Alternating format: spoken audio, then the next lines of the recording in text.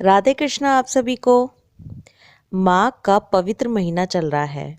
मुझे पूरी उम्मीद है आप सभी ने इस पावन महीने का पूरा पूरा लाभ उठाया होगा। हिंदू कैलेंडर के अनुसार माघ का महीना 11वां महीना माना गया है। धार्मिक दृष्टि से माघ के महीने को बहुत ही पवित्र और महत्वपूर्ण माना गया है। माघ मास में पड़ने वाली पूर्णिमा को माघ पूर्णिमा के नाम से जाना जाता है। इस दिन पवित्र नदी में स्नान और दान का विशेष महत्व बताया गया है।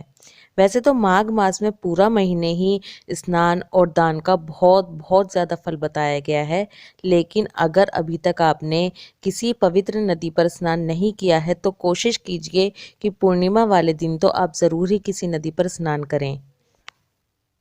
पौराणिक मान्यता है कि माघ के महीने में देवतागण खुद पृथ्वी पर आते हैं और मनुष्य का रूप धारण करके प्रयागराज में स्नान करते हैं। भगवान विष्णु स्वयं पूर्णिमा के दिन गंगा जल में निवास करते हैं। तो आप खुद सोचिए कि कितना कितना पुण्य मिलता होगा माघ पूर्णिमा पर गंगा स्नान का। बल्कि यहाँ तक कहा गया है कि इस दिन गंगा जल को स्पर्श करने से हमारे पाप कर्म नष्ट हो जाते हैं। माघ पूर्णिमा के दिन गंगा जी में स्नान करने से हमारी सभी मनोकामनाएं पूरी होती हैं और हमें मोक्ष की प्राप्ति होती है। माघ पूर्णिमा के दिन विष्णु भगवान की पूजा करनी चाहिए, गरीबों को दान देना चाहिए और पितरों का तर्पण करना चाहिए। इस दिन पितरों का काले तिल से तर्पण करना बहुत बहुत अच्छा होता है। मान्यताओं के अनुसार माघ पूर्णिमा के दिन भगवान विष्णु को तिल चढ़ाने से और तिल दान देने से हमारे सभी पाप नष्ट हो जाते हैं। माघ पूर्णिमा के दिन गीता और रामायण का पाठ करना बहुत अच्छा होता है। इससे देवी देवता प्रसन्न होते हैं, हमारी सभी मनोकामनाएं पूरी करते हैं और हमारे घर में धन धान्य की कोई कमी नहीं रहती। इस दिन भजन कीर्तन करने से भी बहुत ही अच्छे फल मिलते हैं। इस दिन गायों को चारा खिलाना चाहिए, पक्षियों के लिए बाजरा और पानी की व्यवस्था करनी चाहिए। पूजा और व्रत इसी दिन किया जाएगा। इसी दिन चंद्र देवता की पूजा की जाएगी। सत्यनारायण व्रत कथा जो लोग करते हैं वो भी इसी दिन किया जाएगा। पूर्णिमा पूरी तरह से इसी दिन की मानी जाएगी। जिन लोगों ने माघ मास में कोई भी नियम लिया है उसका उद्यापन भी इसी दिन किया जाएगा। अब हम जानते हैं कि इस दिन हमें कैसे क्या करना है। इस दिन सुबह जल्दी उठकर हो सके तो पूरी पूरी कोशिश करें कि आप किसी पवित्र नदी में स्नान कर सकें। अगर बिल्कुल आपके लिए पॉसिबल नहीं है तो जैसा हम हमेशा कहते हैं कि सूर्योदय से पहले उठें, पानी में गंगा जल और तिल मिलाकर स्नान करें। नहाने के बाद सूर्यदेव भगवान को जल अर्पित करें। पूरे घर में गंगा जल के छींटे लगाएं। अपने सेवित श्री विग्रह को अच्छे से पंचामृत से गंगा जल से स्नान कराएं। उनका सुंदर श्रृंगार करें। भगवान विष्णु और लक्ष्मी माता को स्नान कराएं और उनकी षोडशोपचार से पूजा करें। भगवान विष्णु की पूजा में पंचामृत केले के फल का उपयोग ज़रूर करें। अगर पॉसिबल हो तो इस दिन हवन का आयोजन करें। अगर पॉसिबल नहीं है तो आप घर में ही तिल से हवन कैसे कर सकते हैं, यह हमारे चैनल पर इसकी वीडियो है, आप वो भी देख सकते हैं और अपने आप खुद ही तिलों से घर पर हवन कर सकते हैं। माघ पूर्णिमा के दिन पीपल के वृक्ष की पूजा करना भी बहुत अच्छा होता है। सुबह के समय पीपल पर जल चढ़ाएंगे, शाम के टाइम तेल का दीपक जलाएंगे। पीपल की परिक्रमा करना भी इस दिन बहुत अच्छा होता है। अब हम थोड़ी सी चर्चा माघ मास के उद्यापन के बारे में करेंगे।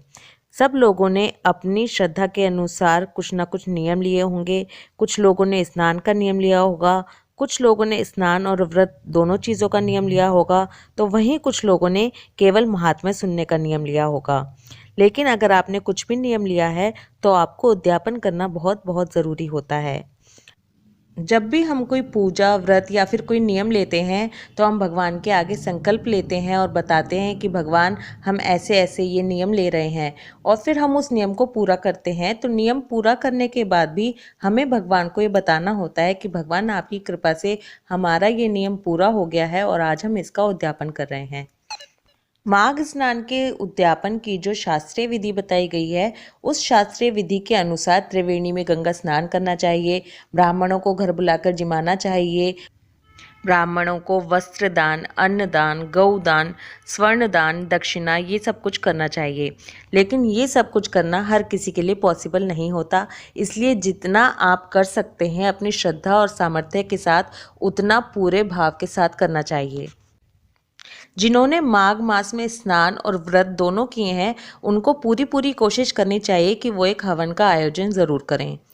जिन्होंने केवल माघ में स्नान किया है वो अपने उद्यापन में ब्राह्मण ब्राह्मणी को जोड़े से जिमाएंगे, उनको वस्त्रदान, अन्नदान, दक्षिणा सहित देंगे।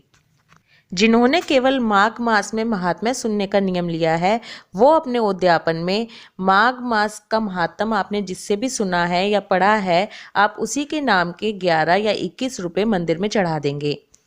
इसमें 11 या 21 रुपये ही होते हैं, इससे ज़्यादा नहीं होते। इसी के साथ आप ब्राह्मण ब्राह्मणी को जिमा सकते हैं। अगर जोड़े से नहीं जिमा सकते तो केवल ब्राह्मण को ही जिमा सकते हैं। वो आपकी श्रद्धा है कि आप घर बुला के जिमाइए या फिर मंदिर में खाना भिजवा सकते हैं, लेकिन दक्षिणा ज़रूर रखनी है आपको।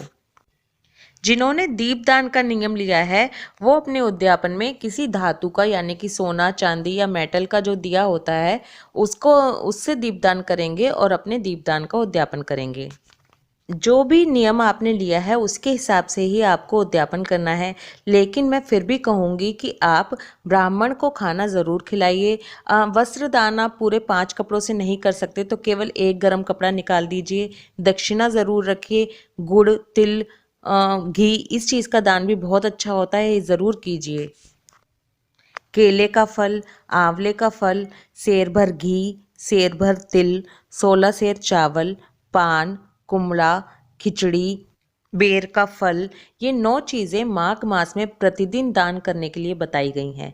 अगर रोज़ाना तो हम नहीं कर सकते तो कम से कम माघ पूर्णिमा वाले दिन ये 9 चीज़ें ज़रूर दान करें। ये बात हम सभी जानते हैं कि दान करने के लिए श्रद्धा और सामर्थ्य होनी चाहिए। दान में क्या करना है ये तो सभी को मालूम होता है।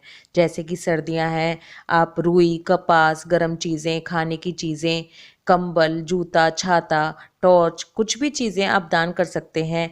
चाहे तो आप रुपए ही दान कर सकते हैं, अन्न दान कर सकते हैं। जैसा आपकी श्रद्धा और सामर्थ्य हो वैसा ही दान करें। अपने माघ मास के नियम का उद्यापन करते वक्त भगवान विष्णु से मन ही मन क्षमा मांगें। उन्हें बताएं कि हमने अपना नियम पूरा किया है, हमसे जो कोई भी गलती हुई हो उसे प्रभु क्षमा कीजिए और हमारे इस उद्यापन को स्वीकार कीजिए। इसी के साथ माघ पूर्णिमा वाले दिन ओम नमो भगवते वासुदेवाय नमः इस मंत्र का जाप करें। आई होप ये वीडियो आपको पसंद आएगी। इस वीडियो में दी गई इन्फॉर्मेशन आपके लिए हेल्पफुल होगी। ये इन्फॉर्मेशन ज़्यादा से ज़्यादा लोगों तक पहुँचे इसलिए वीडियो को शेयर करते रहिए। सत्यनारायण भगवान की कथा, श्रीमद् भगवत गीता के अध्याय, तिल से लड्डू कैसे बनाएं, तिल से हवन कैसे करें, सारी वीडियोस हमारे चैनल पर ऑलरेडी उपलब्ध हैं। सभी वीडियोस के लिंक नीचे डिस्क्रिप्शन में है, एक बार वो ज़रूर चेक करें। वीडियो को शेयर करते रहिए। राधे कृष्णा।